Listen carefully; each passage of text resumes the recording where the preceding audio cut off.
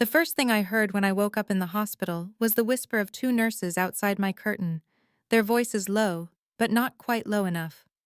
"It's been 6 hours since we called her emergency contacts," one said, her tone somewhere between concerned and bewildered. "The parents haven't answered, haven't called back. Nothing. We tried the sister too, but she just said she'd let them know and hung up."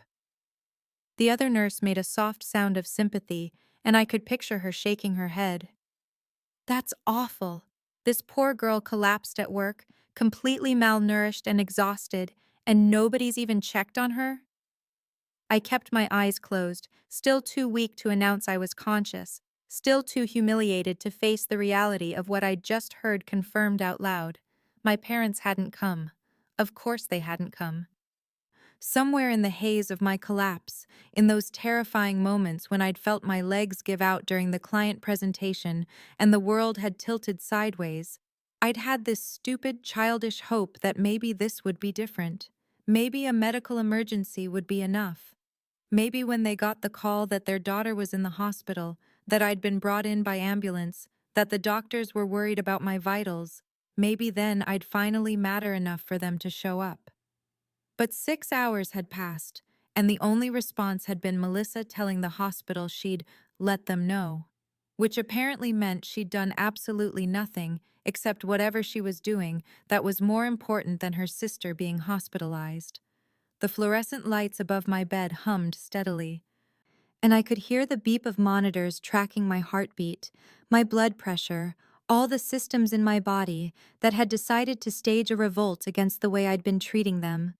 3, maybe 4 hours of sleep a night for the past 2 months. Meals skipped or forgotten, replaced with coffee and the kind of granola bars you eat standing up at your desk because sitting down to eat feels like a luxury you can't afford. 80-hour work weeks while simultaneously planning my parents' 35th anniversary party because they'd asked me to handle it. And when your parents ask, you say yes, even when your body is screaming at you to stop. The nurse closer to my bed stepped through the curtain, and I felt her pause when she saw my eyes were open. "Oh, honey, you're awake," she said, her voice immediately softening with genuine warmth that made my chest ache. "How are you feeling? Do you need anything?" What I needed was for someone to explain to me how I'd spent 28 years trying to earn love from people who couldn't be bothered to drive to the hospital when I collapsed, but that seemed like too much to unload on a stranger who was just trying to do her job.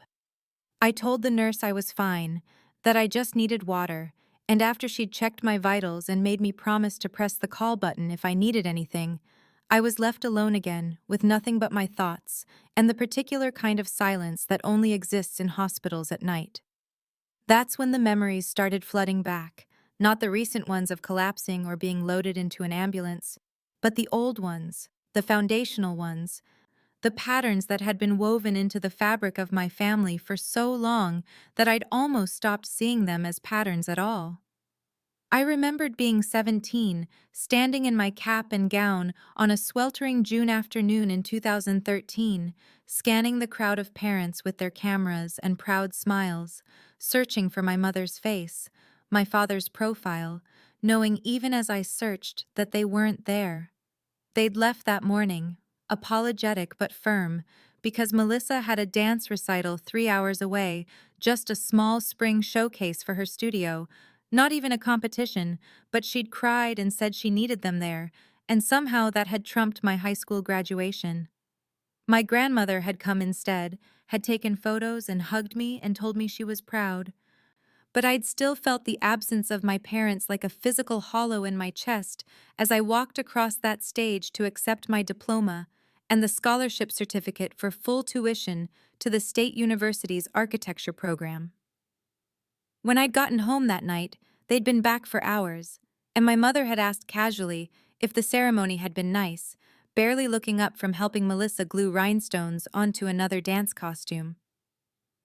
Fast forward 6 years to 2019, when I was planning my wedding to Daniel, the man I'd dated through college and 3 years beyond, before we'd both realized we wanted different futures and parted as friends. But before that ending, there had been the wedding itself, small and simple because that's all we could afford.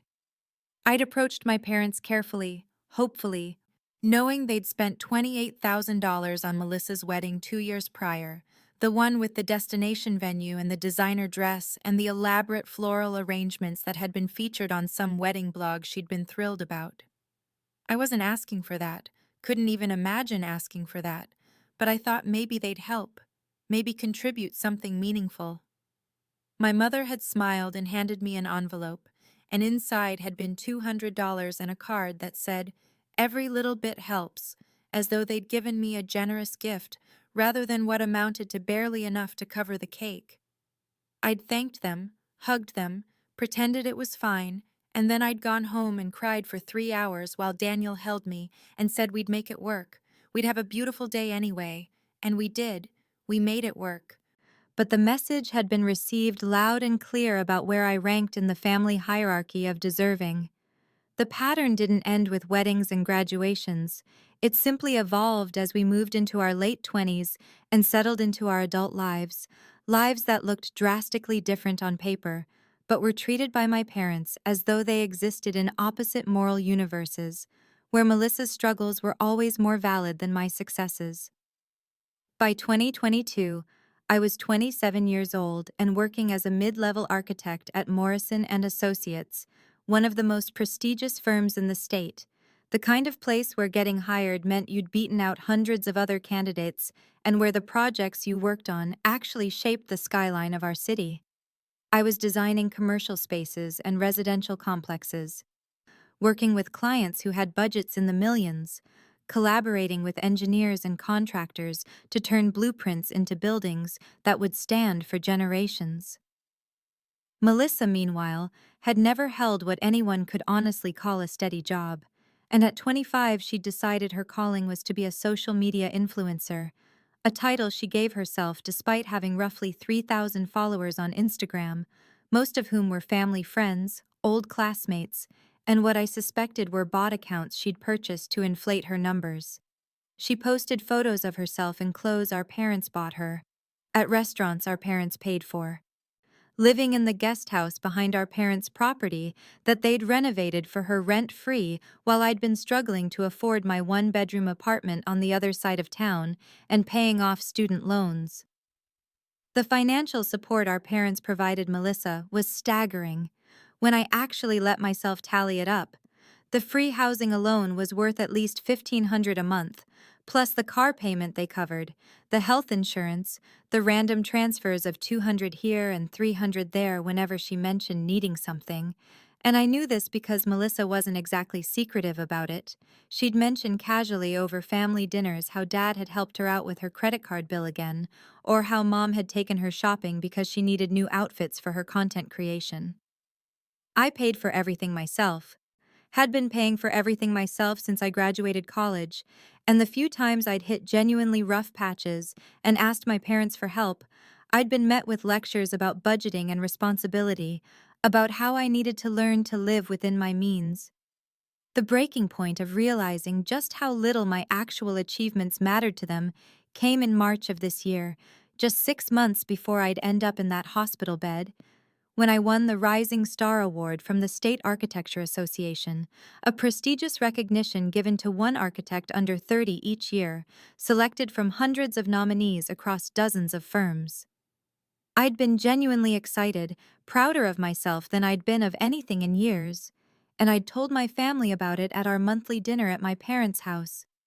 Had waited for a lull in conversation and said with barely contained joy that I'd won this award, that there would be a ceremony in April, that it came with a feature in the association's quarterly journal.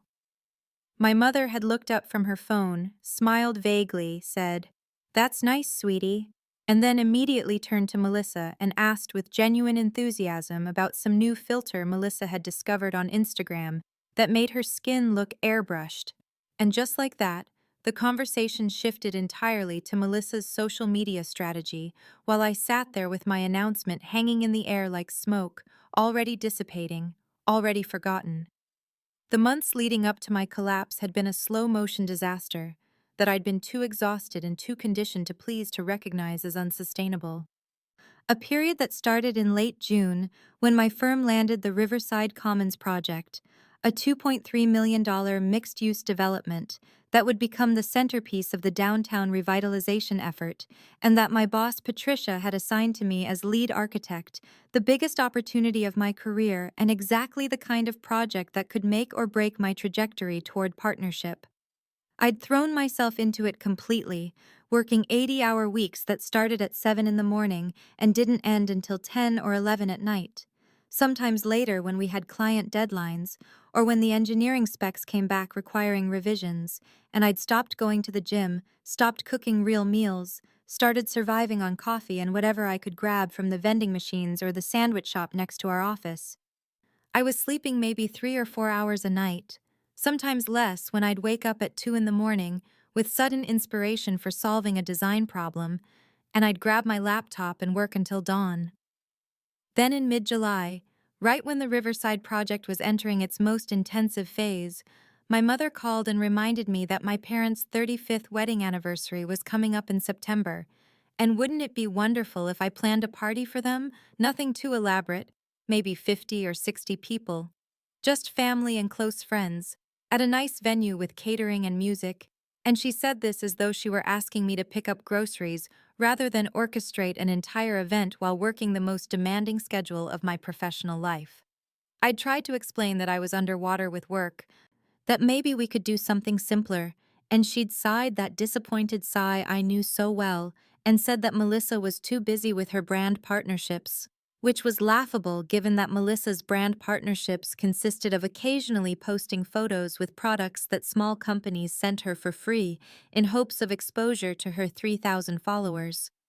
I'd caved, of course I'd caved, because that's what I always did, and I'd spent every spare moment I didn't have researching venues and caterers and sending emails and making phone calls, trying to coordinate RSVPs and menu selections and decorations, and I'd asked Melissa if she could at least help with some of the planning, maybe call the florist or pick up the customized napkins. And she'd texted back that she was slammed with content creation and couldn't possibly take on anything else right now.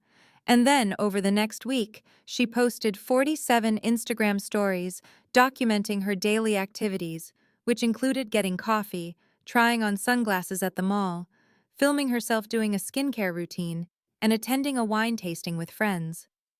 By late August, I was running on fumes, skipping breakfast because I didn't have time, forgetting lunch because I was in meetings, grabbing crackers for dinner at my desk, and I'd lost 12 pounds without noticing, my clothes hanging looser, my face looking hollow in the bathroom mirror on the rare occasions I actually looked at myself. And I kept telling myself I just needed to make it to the presentation, just needed to get through the client meeting in early September where we'd present the final Riverside designs, and then I could rest, then I could slow down, but my body had other plans. The collapse happened on September 3rd at 2:15 in the afternoon during what was supposed to be the culminating moment of 3 months of relentless work, the final presentation of the Riverside Commons design to the client team and the city planning committee, a room full of 15 people gathered in our main conference room, with the architectural renderings displayed on 3 large monitors, and the scale model I'd spent 4 nights perfecting, positioned on the central table under carefully arranged lighting. I'd been standing at the front of the room for about 20 minutes, walking them through the design concepts and the sustainability features and the way the mixed-use spaces would flow into each other to create community gathering points.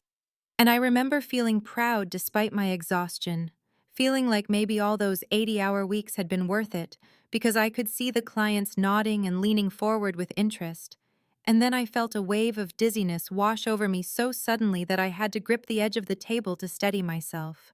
I tried to push through it, tried to keep talking about the green roof system and the renewable materials, but my vision started tunneling, the edges going dark and fuzzy, and I heard my own voice coming from very far away, saying something about water reclamation systems, and then my legs simply stopped supporting my weight, and I felt myself falling, saw the floor rushing up to meet me, and then nothing. I learned later that James, one of the junior architects who'd been sitting closest to where I'd been standing, had caught me before my head hit the corner of the table and had immediately called 911 while Patricia cleared the room and stayed with me, and that the ambulance had arrived within 8 minutes, and the paramedics had been alarmed by my blood pressure, which was dangerously low, and my heart rate, which was erratic. I have fragmented memories of the ambulance ride, of bright lights and someone putting an oxygen mask over my face, and a voice asking me questions I couldn't quite focus on answering.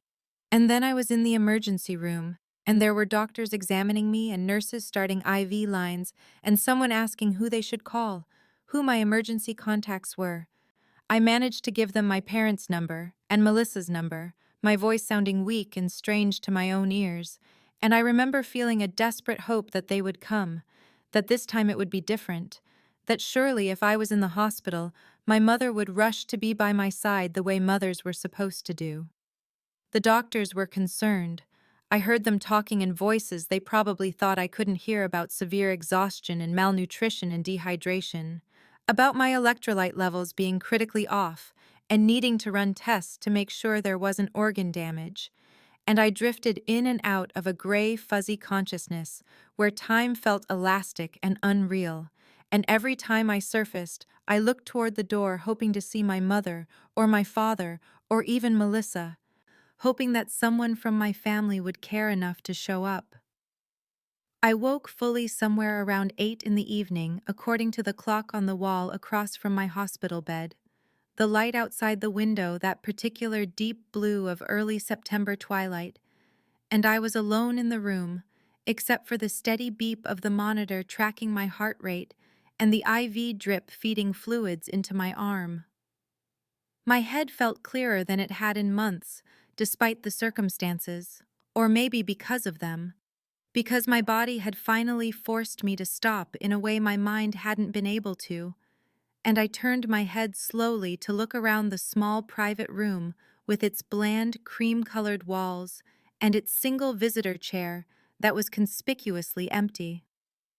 A nurse came in a few minutes later to check my vitals, a woman in her 40s with kind eyes and purple scrubs, and she smiled when she saw I was awake and asked how I was feeling, and I said I felt okay, weak but okay, and then I asked if anyone had come to see me. The smile on her face flickered just slightly, a tiny crack in her professional warmth, and she said gently that they'd called my emergency contacts multiple times, both my parents and my sister, and that they'd left messages explaining the situation and the hospital location and visiting hours, multiple times. The words hung in the air between us like an indictment.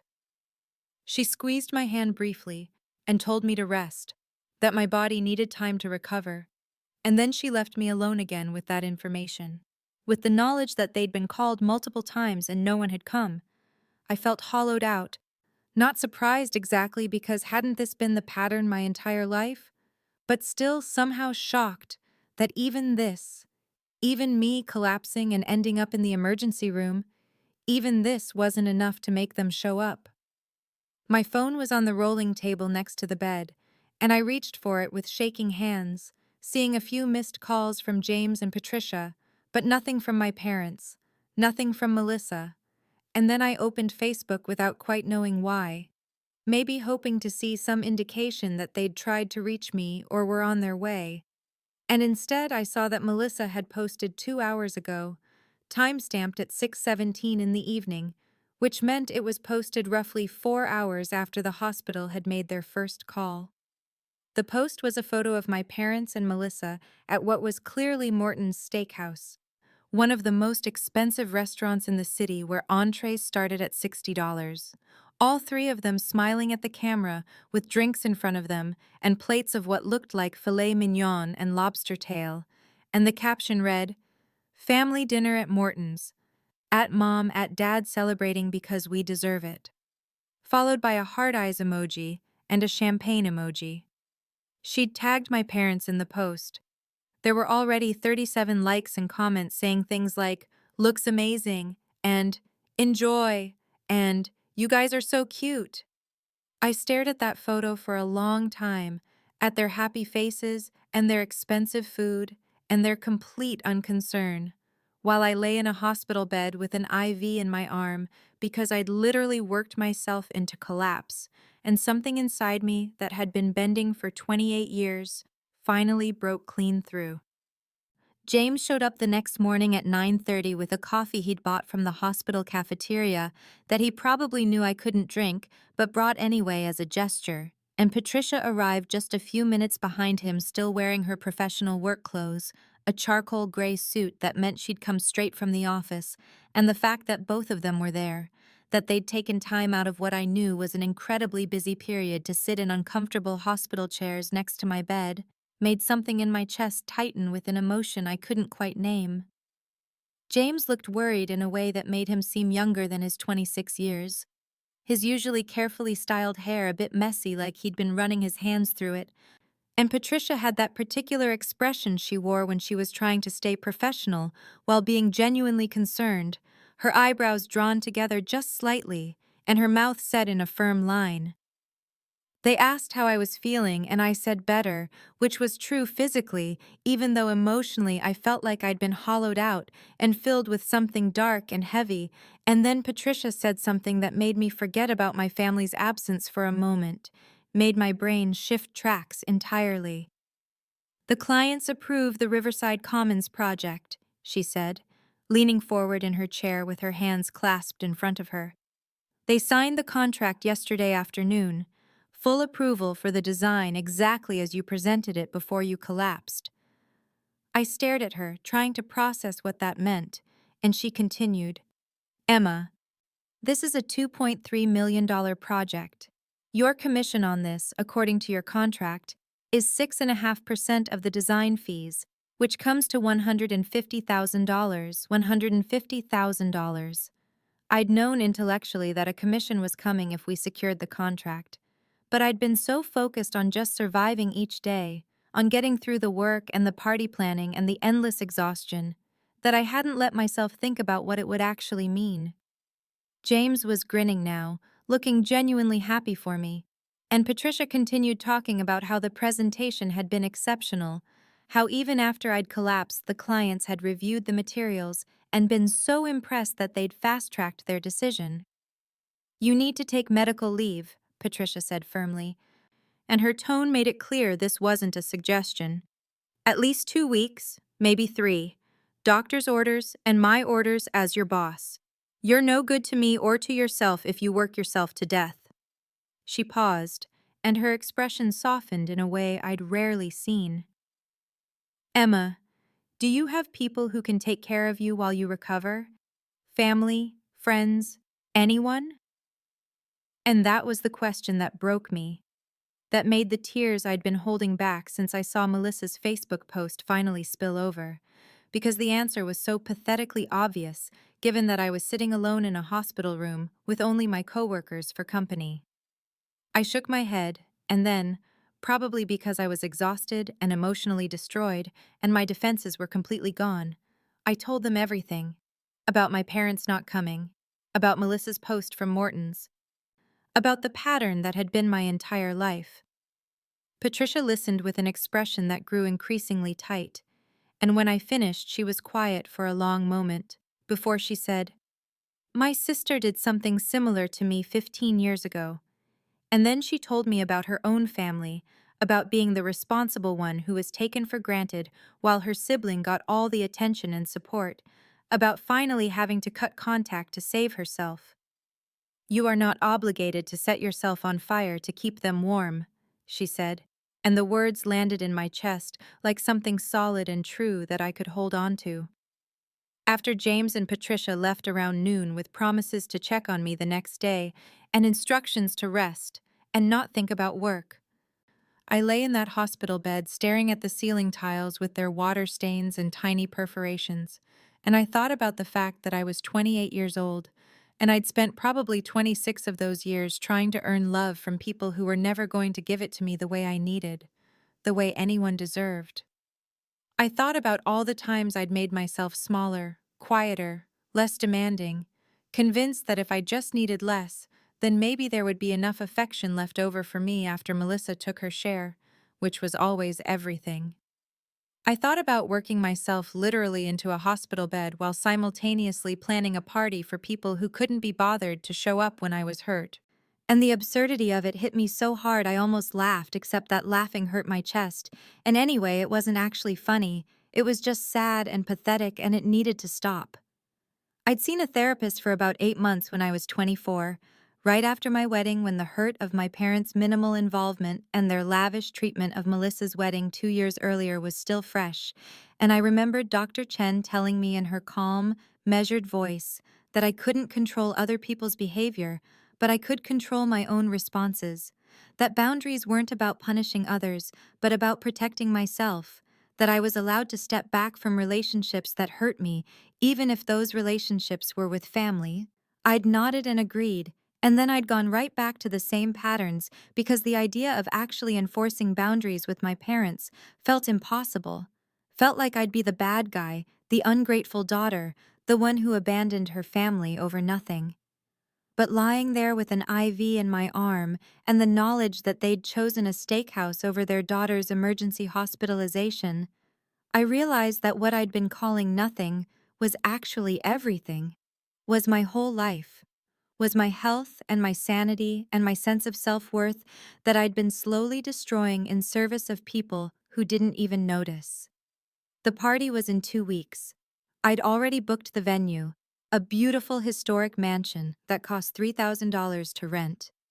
Paid for with my own credit card because my parents said they'd reimburse me later, which we all knew meant never. I'd ordered the catering, arranged the flowers, designed and printed invitations, created a photo slideshow, coordinated with their friends and extended family, all while working 80-hour weeks and skipping meals and sleeping 4 hours a night. And they'd gone to Morton's while I was in the hospital. They'd celebrated because they deserved it.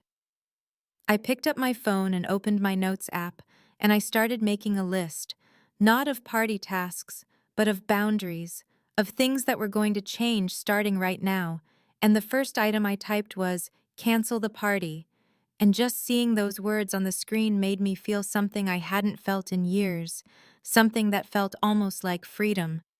They showed up 3 days later at my apartment, not at the hospital where I'd been discharged from that morning, with instructions to rest and follow up with my primary care physician and a nutritionist, but at my small one-bedroom place in a building that my mother had once described as depressing, even though it was all I could afford in the city on my salary before the commission.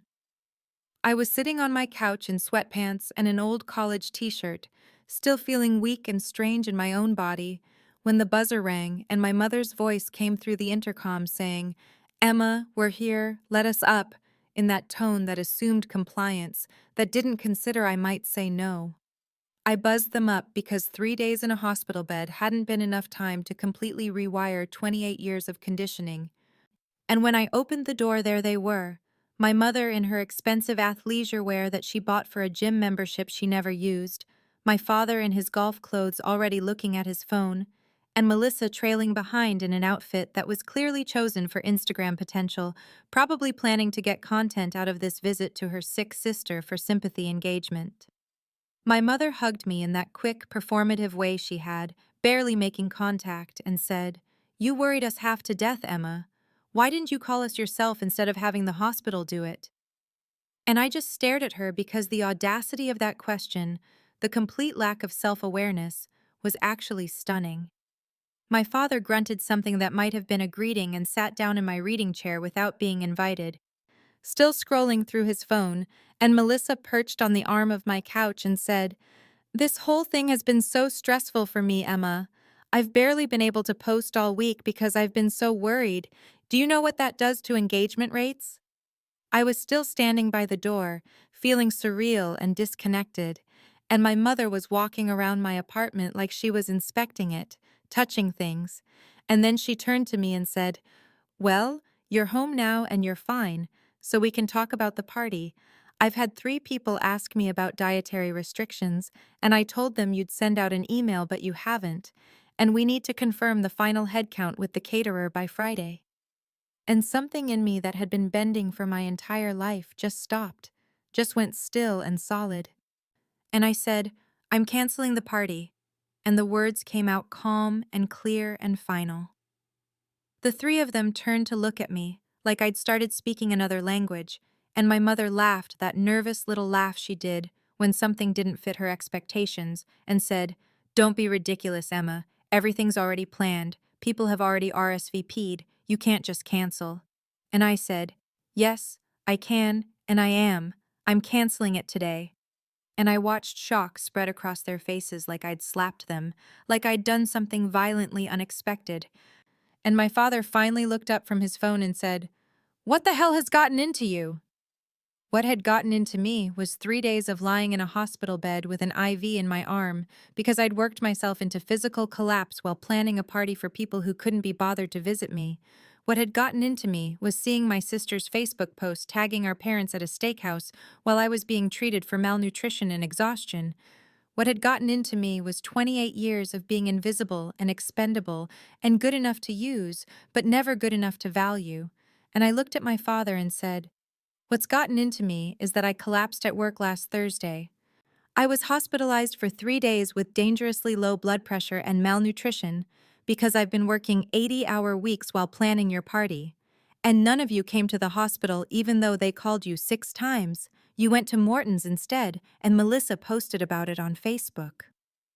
My mother's face did this complicated thing where she tried to look confused and hurt at the same time, and she said, "The hospital never called us. We didn't know. If we'd known, we would have come."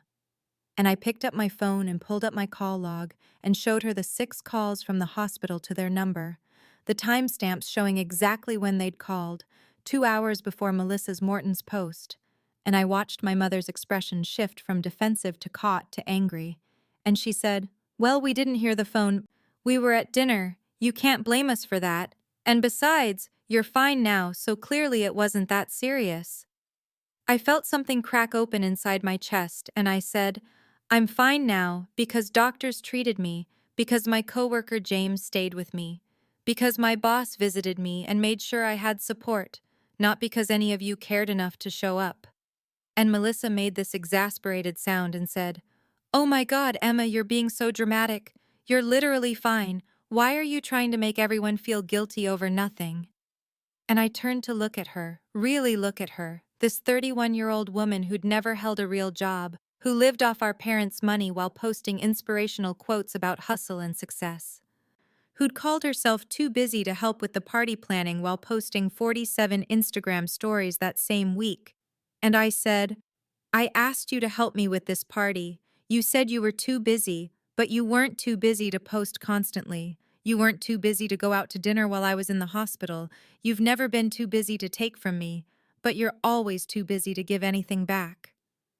My father stood up then, his phone finally in his pocket, his face red the way it got when he was angry, and he said, "That's enough, Emma. Your sister needs more help than you do. She's struggling. You've always been capable. You've always been fine on your own. We focus on Melissa because she needs us and you don't. That's just how it is." And those words, that admission, that casual confirmation of everything I'd always known but had spent years trying to pretend wasn't true, hit me like cold water, like clarity, like the end of something, and I felt myself go very calm and very clear, and I said, "I need you too. I've always needed you. I just learned not to ask because you made it obvious that my needs didn't matter as much as hers. But I'm done pretending that's acceptable. I'm done making myself smaller so she can take up more space." My mother opened her mouth to say something, probably to defend or deflect or diminish what I'd just said the way she always did. But I held up my hand and said, "I'm not finished." And the authority in my own voice surprised me.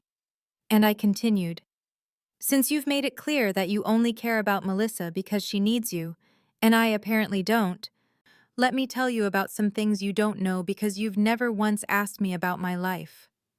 I watched their faces, my father's irritation, my mother's confusion, Melissa's eye roll, and I said, "That project I collapsed working on, the one I was pulling 80-hour weeks for while planning your party, it secured a $2.3 million contract for my firm, and my commission on that is $150,000, more money than I've ever made at once in my life." And I saw shock register on their faces, actual surprise, and I kept going because I was done being quiet, done being invisible.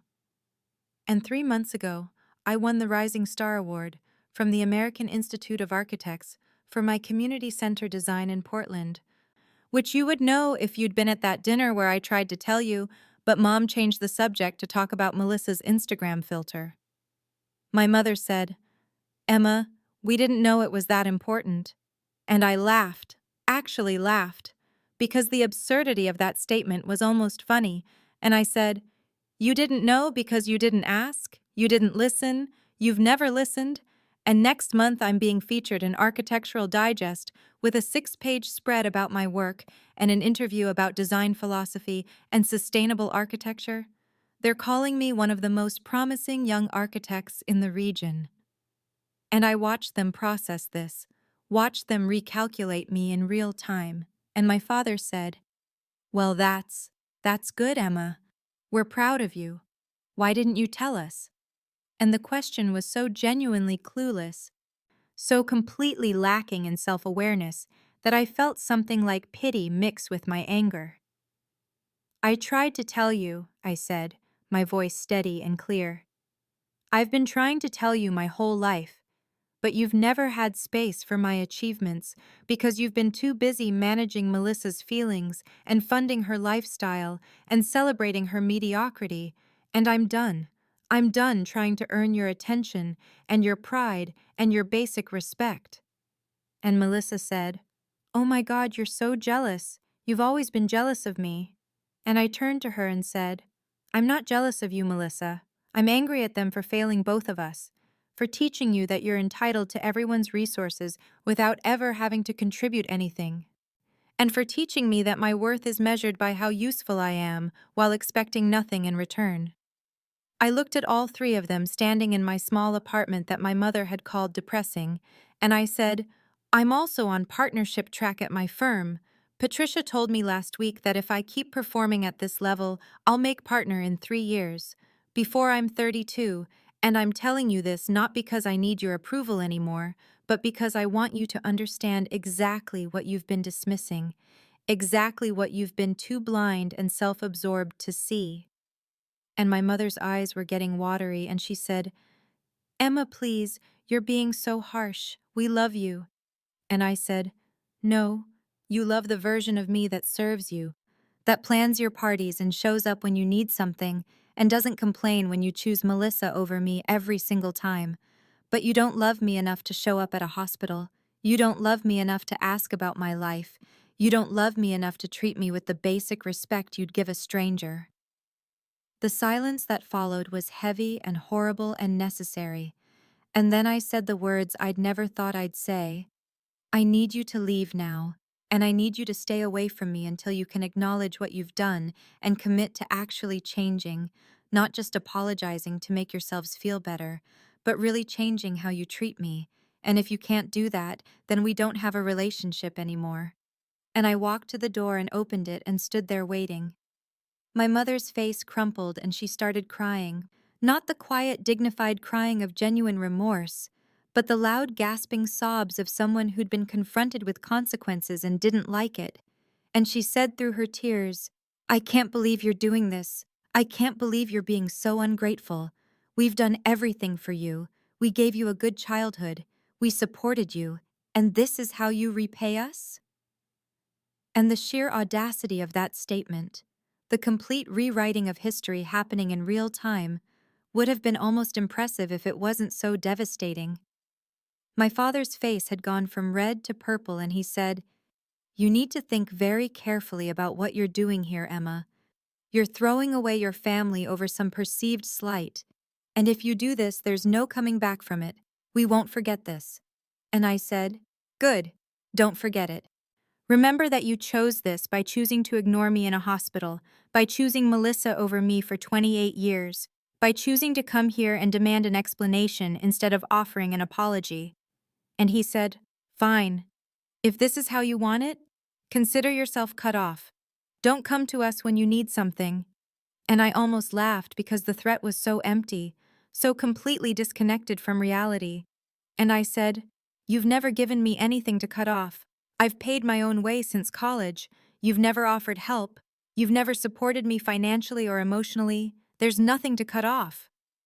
And I could see him realize in real time that he had no leverage, that the power he thought he had was imaginary. Melissa had been texting furiously the entire time, and she looked up and said, "You're going to regret this. You're tearing this family apart. Everyone's going to know what you did." And I said, "Tell whoever you want, post it on Facebook if you need to. I'm done caring what you think or what your 3,000 followers think." And my mother said, "Please, Emma, please don't do this. We can talk about this. We can work this out." But she was already moving toward the door, already leaving because I'd stopped being useful and started being difficult.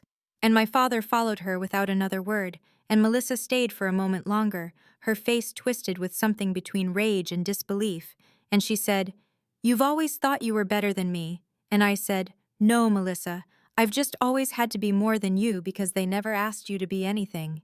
And she left too, slamming the door hard enough that my neighbor's dog started barking. The silence after they left was enormous and terrible, and somehow also peaceful, and I stood there by the door for a long time just breathing, just existing in the space they'd vacated. And my phone started buzzing almost immediately with texts from Melissa, long rambling messages about how I was ruining the family and hurting Mom and being selfish and dramatic. And I turned my phone off and sat down on my couch and felt everything at once. The grief and the relief and the fear and the freedom. And I must have sat there for an hour before there was a gentle knock on my door and James's voice saying, "Emma, it's me. I brought Thai food. Can I come in?" And I got up and opened the door, and he was standing there with bags from my favorite restaurant and concern all over his face. And he said, "I was worried about you. I wanted to make sure you were okay." And I started crying then, really crying, not from sadness, but from the overwhelming realization that I had people who cared about me, who showed up, who brought me dinner without being asked. And he came in and set the food down and just sat with me while I cried, not trying to fix anything, just being present, just being there. And that presence meant more than 28 years of my parents' absence ever could. 6 weeks after I asked my family to leave my apartment, I woke up in my same small bedroom, but everything felt different, because I felt different. And my health had slowly returned through a combination of Patricia-mandated reasonable work hours, regular meals that James often shared with me, and twice-weekly therapy sessions where Dr. Chen helped me process 28 years of accumulated grief and the strange, guilty freedom of setting boundaries. The Architectural Digest feature came out on a Thursday in October, and I held the magazine in my hands in the break room at work and stared at my own face on page 47, at the 6-page spread showing my community center design with those floor-to-ceiling windows I'd fought so hard for, at my words about sustainable architecture and creating spaces that served communities rather than egos. And Patricia found me there crying happy tears and hugged me and said, "You did this. You earned this. And I'm so proud of you." And I realized those were words my mother had never said and meant. The promotion to senior architect came 2 weeks after the magazine feature, with a salary increase that meant I could finally stop worrying about every grocery purchase and start thinking about saving for a real down payment on a place of my own. And the announcement email from the firm's partners specifically mentioned my innovative design work and my dedication to clients and my bright future with the company, and James took me out to celebrate at a restaurant I'd always wanted to try but couldn't afford. And he brought Patricia and my college friend Rachel and her wife Sophie, and we laughed and toasted, and nobody mentioned my family, and I realized I hadn't thought about them in 3 days. My parents sent texts occasionally, my mother's full of complaints about how I was hurting her, and how could I do this, and didn't I care about family. My father's shorter and colder, just statements about my selfishness and immaturity. And I read them with Dr. Chen during sessions, and she helped me see the manipulation patterns I'd been trained to respond to my whole life. And I didn't respond to any of them, because I'd said what I needed to say, and the rest was their work to do, not mine. Melissa's influencer career had imploded spectacularly in late September when she posted something casually racist about a restaurant server, and someone with actual followers screenshot it, and it went viral in the worst way. And she lost sponsorships I didn't know she had, and her follower count dropped to 1,800, and she blamed me somehow in a long Facebook post about family betrayal that I only knew about because Rachel sent me a screenshot with a message saying, "She's really something." And I felt a small, mean satisfaction that I wasn't proud of, but also didn't try to suppress, because I was learning that being a good person didn't mean being a doormat.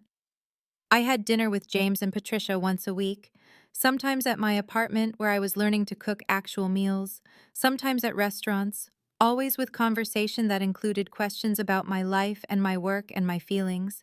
And I'd built something with my therapist and my college friends and my chosen family that felt more solid and real than anything I'd ever had with my parents. And when I went to bed at night in my small apartment, I felt peaceful in a way I'd never experienced before, like I'd been holding my breath for 28 years and finally learned how to exhale. The email from the Regional Architecture Association arrived on a Tuesday in early November with the subject line, Architect of the Year Award Finalist Notification, and I had to read it 3 times before I believed it was real. And when I called Patricia to tell her, she screamed so loud that half the office came running to her door, and she said, "Emma, this is incredible. You're going to win this. I know you're going to win this." And I said, "I'm just a finalist. There are 4 other architects nominated." But she said, "Trust me, your community center design was groundbreaking. They'd be idiots not to give it to you." And 2 weeks later, I got the call that I'd won, and I sat in my apartment and cried because I was 28 years old, and I'd just been named the youngest recipient of this award in 15 years. The gala was scheduled for December 3rd at the Fairmont Hotel, black tie, 250 architects and city planners and developers, and Patricia insisted the firm would pay for my dress, and I found a simple black gown that made me feel elegant and professional, and like someone who deserved to be in that room. And James offered to be my date, and I said yes because having him there made everything feel less terrifying and more like something I could actually enjoy.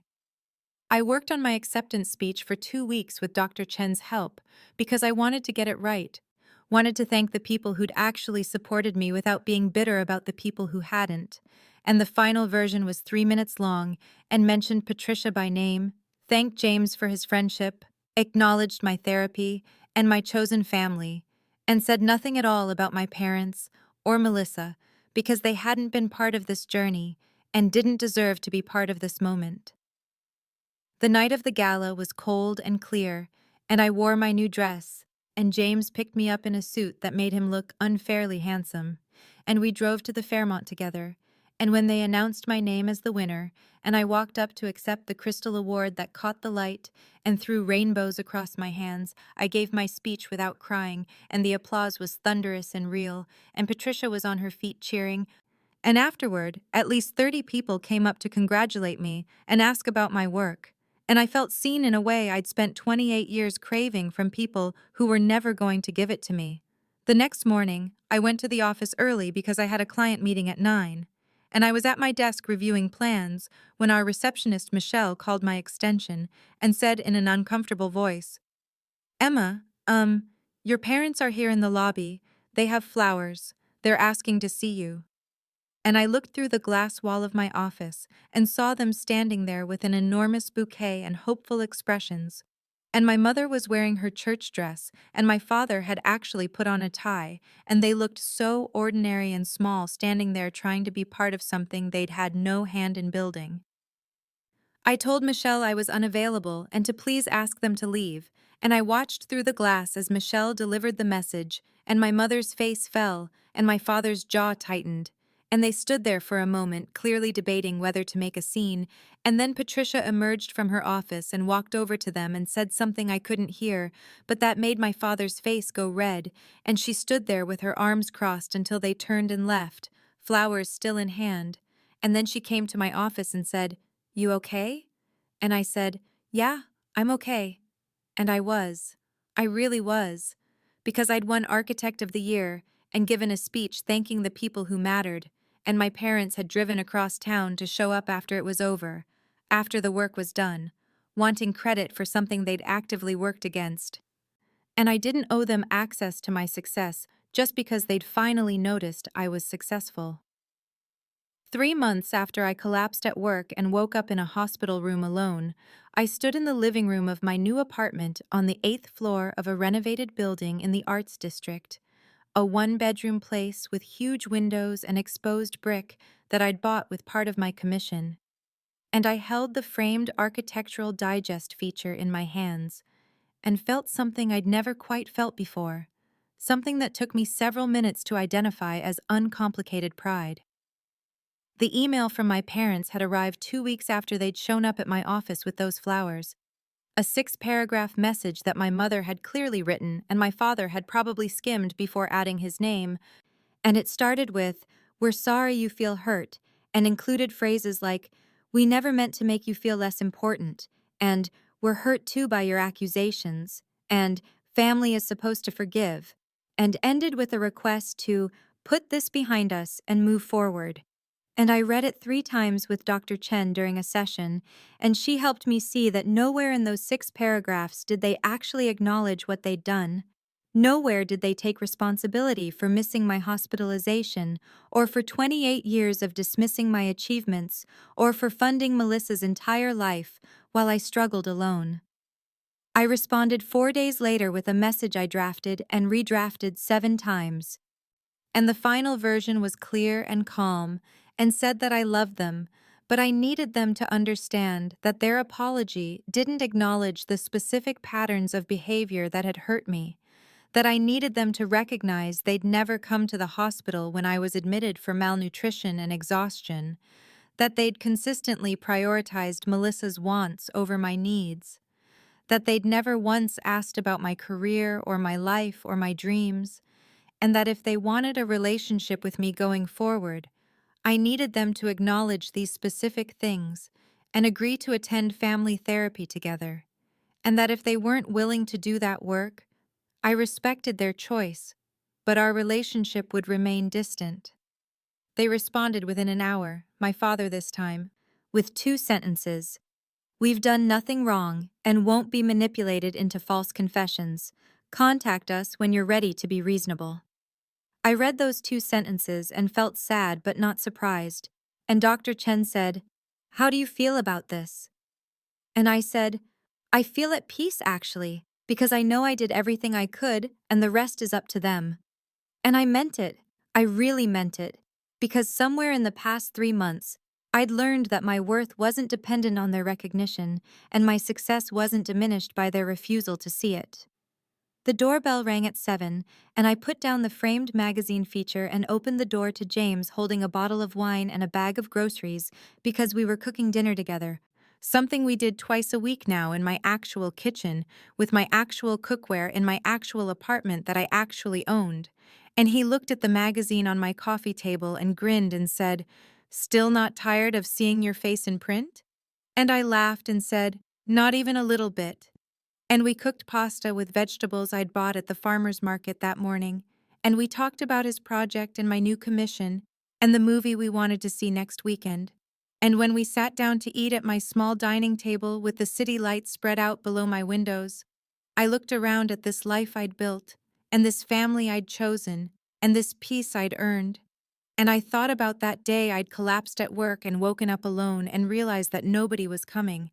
And I understood now that that devastation had been necessary, that I'd needed to fall apart completely before I could build myself back up into someone who knew her worth and defended her boundaries and surrounded herself with people who actually loved her. And I was grateful for every single piece of it, even the parts that had broken my heart.